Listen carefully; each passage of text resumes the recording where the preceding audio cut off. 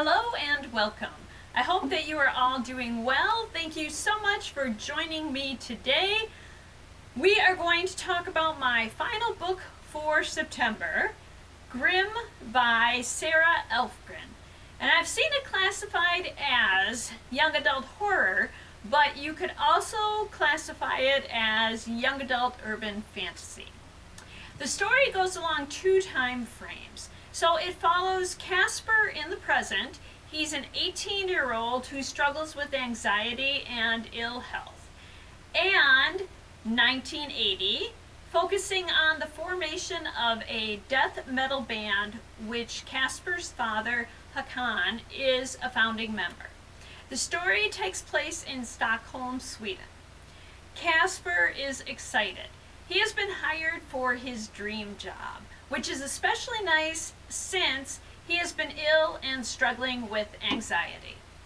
He'll be working at an amusement park in the haunted house, where he meets and befriends Iris, who helps him learn to do his job very well.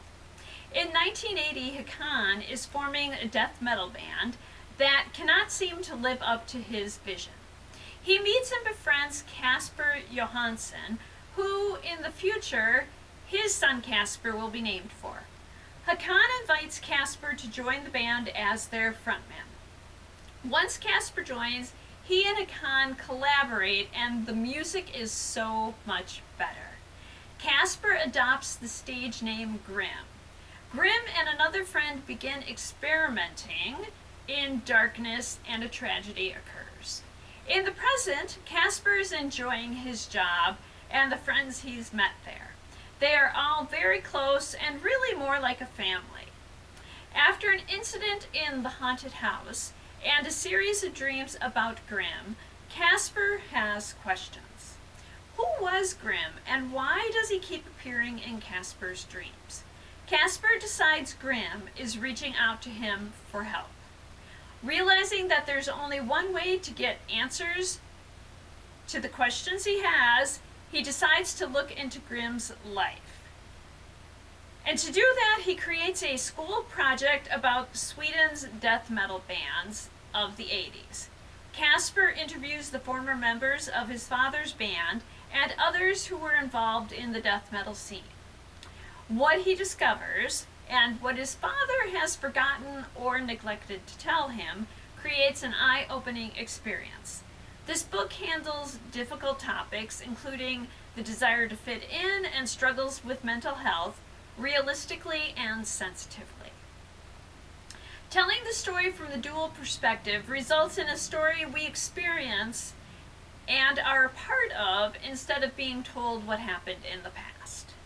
While it's not scary per se, it is best enjoyed by those in the upper end of YA and older. So 15 and older.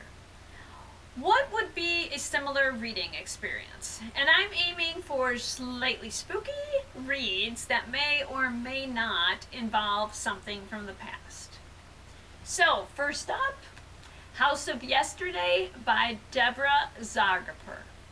15-year-old Sara is dealing with a lot. Her parents' impending divorce and the escalating dementia of her grandmother who lives with them. She has distanced herself from others. She no longer speaks to her father or her best friend Sam. This is difficult as Sam lives next door and works for her family's business, restoring old houses and reselling them. In the latest house that they're working on, Sara has an unusual experience. She sees a vision of a woman she believes is her grandmother at a younger age. After she goes home, she searches through her grandmother's belongings, looking for proof to corroborate her suspicions. She finds a photograph of her grandmother that appears to have been taken in the house that they are working on. When she talks to her grandmother later, her grandmother tells her that she has 13 children, 12 daughters and 1 son. When everyone knows there are 12 total children, 11 daughters and 1 son. And while everyone else thinks that her grandmother is confused, Sara wonders if there's a story here that no one else knows. Sara continues experiencing visions in the house, including visions of a young girl that cause her to wonder if this is the missing daughter. Sara returns to the house again and again, hoping to have more visions and discover secrets from her family's past. This book, too, is slightly spooky, as the house seems to have a mind and a will of its own. This book is beautifully written and explores the impact of the family's past on the present generation. Next up is The Book of Living Secrets by Madeleine Roux. Adele and Connie have been friends, best friends for years. They both love an obscure book titled Moira.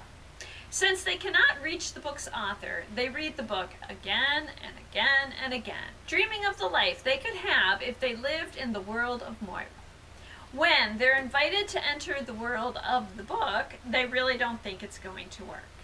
They soon find themselves in that world, but something sinister is going on. They'll need to alter their story arcs if they hope to escape. And there we are. I hope that you enjoyed this look at Grimm and other slightly spooky books to read for the spooky season.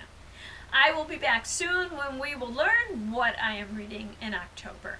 I hope that you will join me then, and until then, I hope that you enjoy all that you do and all that you read. And thank you!